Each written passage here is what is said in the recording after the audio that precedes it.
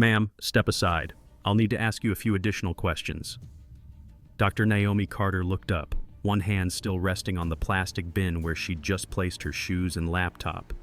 The airport buzzed with the usual early morning frenzy, rolling luggage, overhead announcements, tired travelers trying to stay on schedule. But in that moment, everything around her seemed to blur, leaving only the man in uniform standing rigidly in front of her. Officer Brent Wallace, eyes narrowed, arms folded, tone clipped. Naomi was used to airport security. She traveled frequently for work meetings with interagency task forces, high-level briefings, closed-door intel sessions. Her documents were in order, her demeanor calm, her presence professional. There was nothing out of place. And yet, she had seen this look before. The questioning, the scrutiny, the cold suspicion reserved not for the dangerous but for the different. She met his gaze evenly, careful not to flinch. "Is there an issue with my identification?" "You tell me," he replied. It was the kind of reply that wasn't really a question at all, but a challenge. Around them, other travelers moved through security with barely a glance.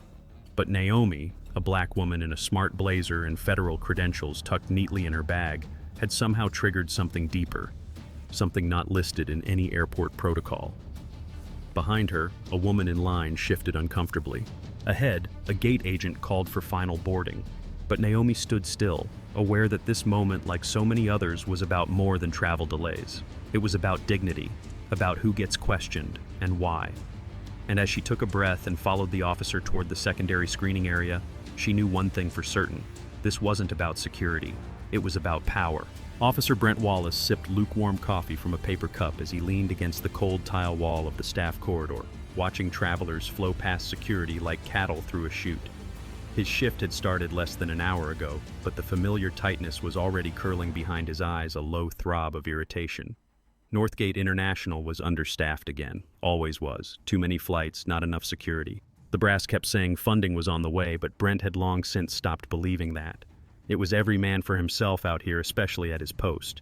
He adjusted the holster on his belt, scanning the crowd like a hawk on a perch. That's how he saw it. His job wasn't about smiling or waving people through. It was about vigilance, about spotting threats that others missed. And that's when he noticed her, tall, confident, rolling a sleek carry-on like she owned the place. Well-dressed, but not flashy. The kind of traveler who moved with purpose. But there was something in the way she avoided his eyes, at least. That's how he read it. He'd seen that look before, or so he thought. His gaze followed her through the checkpoint as she began unloading her things into the bins. Shoes, belt, laptop, purse, methodical, like she'd done this 100 times. Maybe she had. Still, something about her put him on edge. Brent stepped forward, cutting through the idle chatter of his colleagues. "Ma'am, step aside." She looked up, calm as can be, which annoyed him more than he'd admit. No panic, no confusion, just quiet poise. "I'll need to ask you a few additional questions," he said, already deciding the script in his head. She asked if there was an issue with her ID. "You tell me," he replied. He saw the way her eyes narrowed ever so slightly. Annoyance, maybe even offense, but her face stayed composed. Brent didn't care what badge she carried. Plenty of people lied. Plenty of people tried to pass off slick credentials. He believed in following his gut. And right now, his gut was telling him that this woman needed a closer look. He didn't know her name yet, didn't know who she was or what storm he was about to unleash. But by the time their paths diverged again, Brent Wallace would wish he'd simply let her pass. Naomi Carter had faced down cyber criminals, interrogated hostile informants, and briefed high-ranking officials on matters that kept the nation awake at night. But standing barefoot on the cold airport floor, her belongings in bins and an officer blocking her path, she felt the all-too-familiar chill of being reduced to just another suspicious person. She had seen it coming. From the moment their eyes met, she felt it, that quiet challenge, that invisible question. "What are you doing here?" She'd hoped she was wrong. "Ma'am," the officer repeated, gesturing toward her bag. "This yours?" Naomi nodded. "Yes. Is something wrong?" "Step aside after you go through the scanner," he said, voice clipped. "We'll need a few moments of your time." Naomi raised an eyebrow but didn't argue. She slipped through the metal detector without setting off a sound, then waited by the side, arms folded.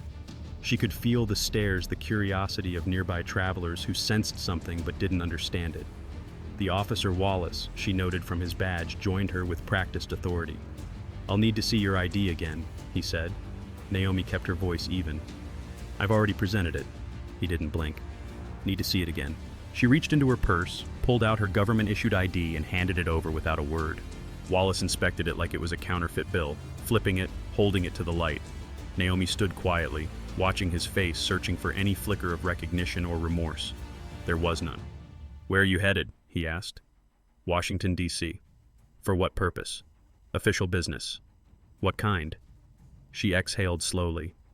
"I'm a federal officer." That should have ended it. It usually did, but Wallace's jaw tightened. "We'll need to verify that." Naomi didn't resist. Not yet, but her patience was wearing thin. Her flight would begin boarding soon, and this, whatever this was, felt less like protocol and more like performance. She glanced at the other officer standing off to the side, quiet, uncertain. There was still a chance to de-escalate, but she also knew, the deeper this went, the harder it would be to ignore. Naomi Carter wasn't new to conflict, but something about this morning told her this wasn't going to end at the security line. It was just beginning. The small screening area off to the side of the checkpoint was rarely used. It had a cold metal table, a single chair, and none of the bustling oversight that came with the main security line. Naomi Carter sat down slowly, her eyes scanning the area, noting the lack of cameras in direct line of sight, the isolation. She had conducted field interviews in more hostile environments than this, but the difference now was subtle and sharp. Here, she wasn't in control. Here, she wasn't the one asking questions. Officer Wallace stood across from her, arms crossed, chewing the inside of his cheek like he was itching for a reason to escalate. "You say you work for the federal government. Got anything more specific than that?" Naomi met his gaze evenly. "I'm an assistant deputy director for national security. My credentials are in your hand." Wallace looked down at the ID again, as if seeing it for the first time.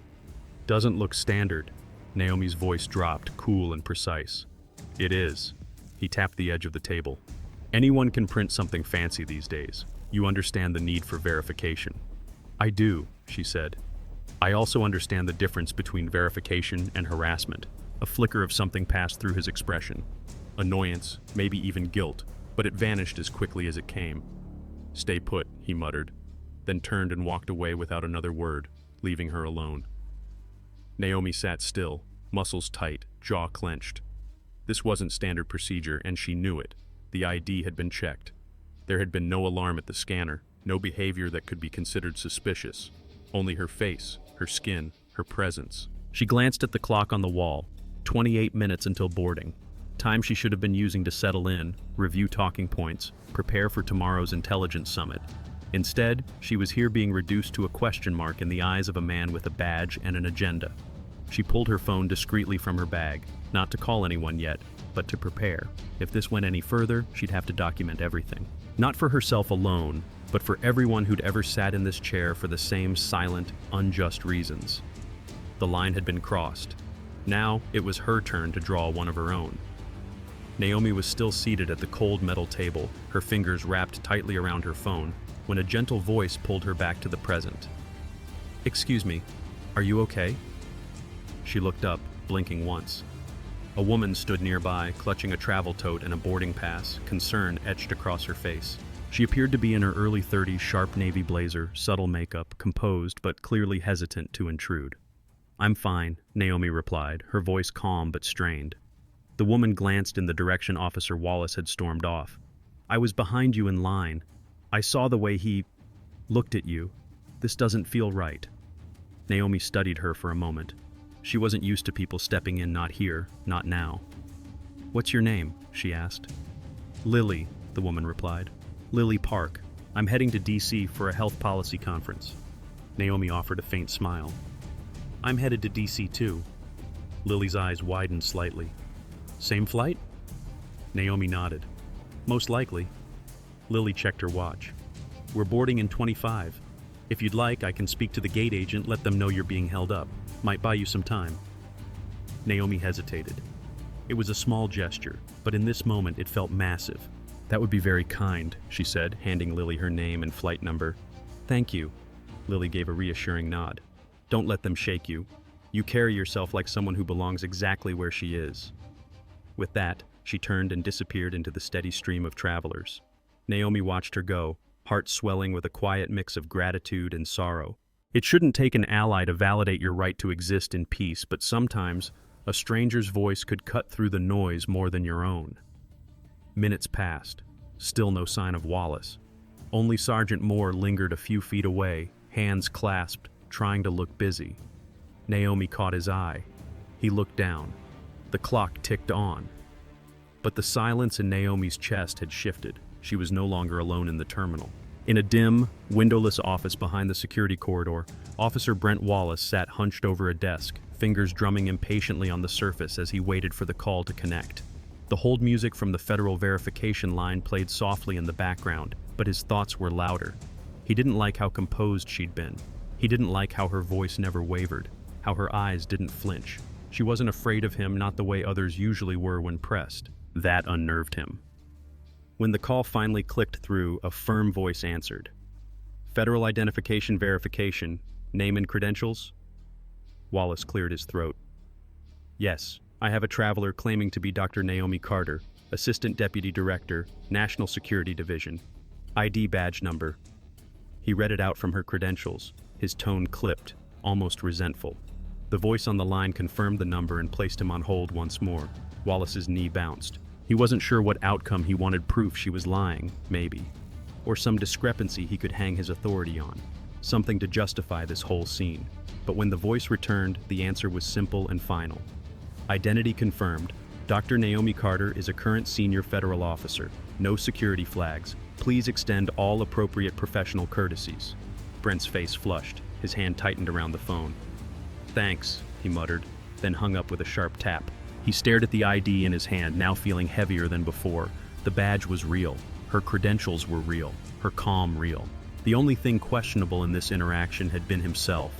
Still, he wasn't ready to admit it. Instead, he shoved the ID into a folder and rose stiffly, heading back out toward the checkpoint. Naomi saw him before he spoke. His stride had lost its arrogance, but his face remained locked in its mask of forced neutrality. We've verified your credentials, he said, but I still have a few final questions. Naomi stared at him. Officer Wallace, my flight is boarding now. You've confirmed who I am. What more could you possibly need? He didn't answer, because the truth was he had nothing.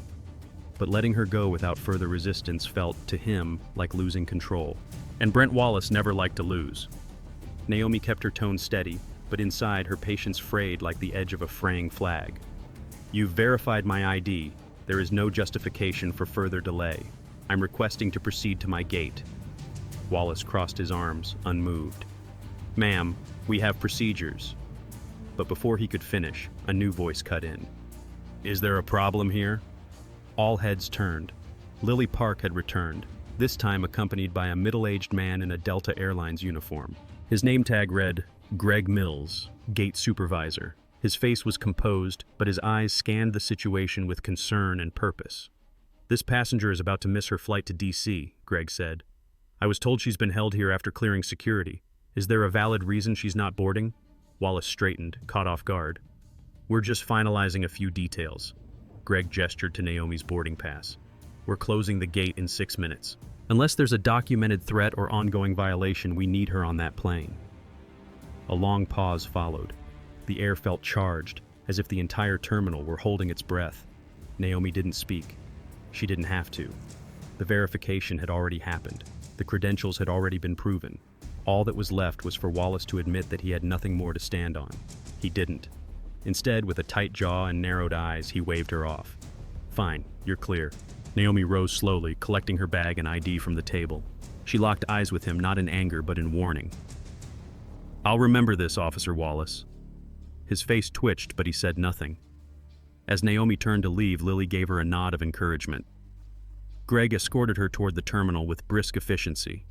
Minutes later, Naomi stepped onto the plane, breath slightly shallow, adrenaline still coursing.